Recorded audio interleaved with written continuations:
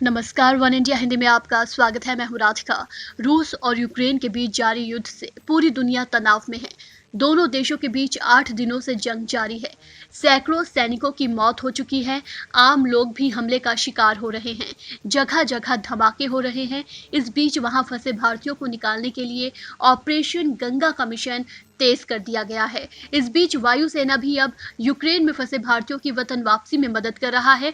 Ukraine में फंसे भारतीय नागरिकों को लेकर हंगरी के बुडापेस्ट से भारतीय वायुसेना का एक और C-17 विमान हिंडन एयरपोर्ट पहुंचा। रक्षा राज्य मंत्री अजय भट्ट ने भारतीय नागरिकों का स्वागत किया, भारत माता की जय के नारे लगवाए और कहा कि जब तक एक एक भारतीय को संकट से बचाकर देश नहीं ले आते, तब तक वायुसेना दिन रात काम करती रहेगी। इस विषम परिस्थिति में वायुसेना की ताकत और धैर्य को उन्होंने सम्मान दिया। बच्चों और हमारे अभिभावकगण भी कोई यदि साथ में है तो मैं अपनी मातृभूमि, आपकी मातृभूमि, पवित्र भूमि, वीर भूमि भारत में रक्षा राज्य मंत्री के नाते भारत के माननीय प्रधानमंत्री श्रीमान मोदी जी की तरफ से और पूरे देश की तरफ से आपका स्वागत करता हूं।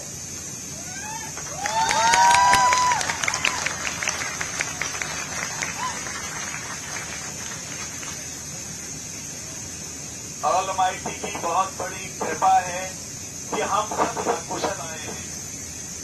हम जानते हैं कि आप बहुत विपत्ति में, बहुत कष्ट में वहां थे, लेकिन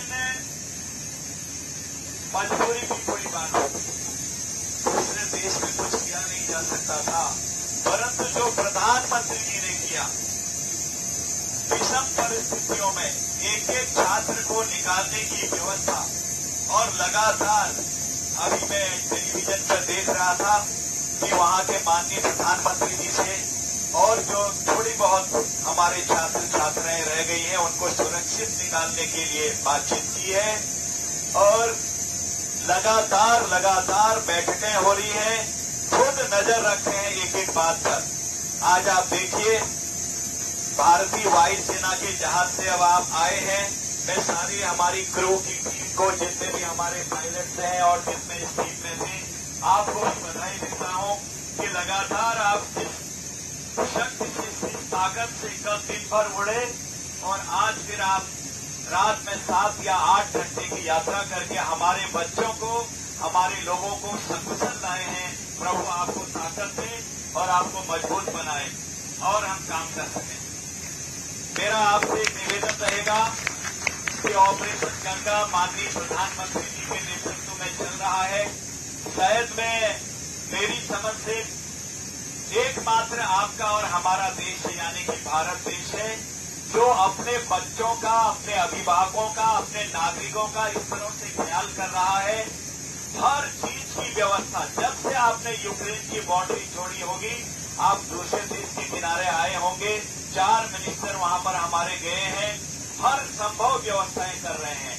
जो जहाज आपको यहां लेकर आया है, यही जहाज अभी 1 घंटे के बाद पुनः हो जाएगा और बचे हुए साथियों को लाएगा।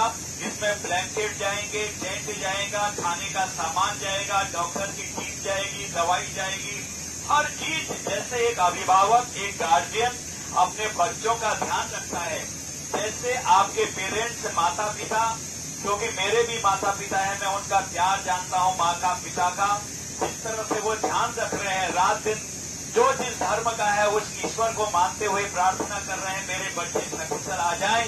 ठीक इसी तरह से भारत के प्रधानमंत्री माननीय मोदी जी एक अभिभावक की तरह से, एक पिता की तरह से हम सबकी चिंता में लगे हैं और लगातार लगे हैं जब तक कि हम एक एक अपने बच्चे को यहाँ नहीं ले आते हैं, अपने छात्र छात्राओं को नहीं ले आते हैं।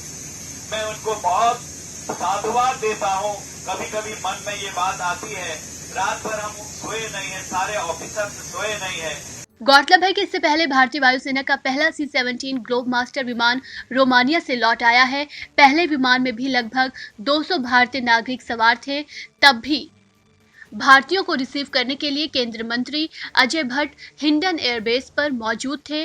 उन्होंने कहा कि जब तक हर एक नागरिक को निकाल नहीं लिया जाता, तब तक भारतीय वायुसेना के विमानों के साथ ही निजी उड़ानें भी संचालित की जाती रहेंगी। बता दें कि यूक्रेन में फंसे भारतीय नागरिकों को निकालने के लिए केंद्र सरकार ने प्रयासों को तेज कर दिया है। भारत ने यूक्रेन से सटे पोलैंड, रोमानिया, हंगरी, स्लोवाकिया में 24 घंटे के नियंत्रण कक्ष स्थापित किए हैं, ताकि इन देशों के जरिए भारतीयों को निकाला जा सके। भारतीय नागरिकों को यूक्रेन से वापस लाने के लिए उड़ानें बुखारेस्ट और बुडापेस्ट के रास्ते संचालित की जा रही हैं। अब ऑपरेशन गंगा के तहत वायुसेना भी बड़ी भूमिका निभा रहे हैं। बता दें कि वायुसेना का C-17 विमानों का इस्तेमाल राहत कार्यों के दौरान एक जगह से दूसरी जगह ले जाने में इस्तेमाल किया जाता है। करीब 300 से 400 लोग इसमें सवार हो सकते हैं। संकट के मद्देनजर लोगों को निकालने के साथ साथ भारतीय वायुसेना के विमान मानवीय सहायता संबंधी सामान पहुंचाने के लिए भी काम कर रहे हैं। इस खबर में फिलहाल इतना ही। तमाम अपडेट्स के लिए बने रहिए वन इंडिया के साथ।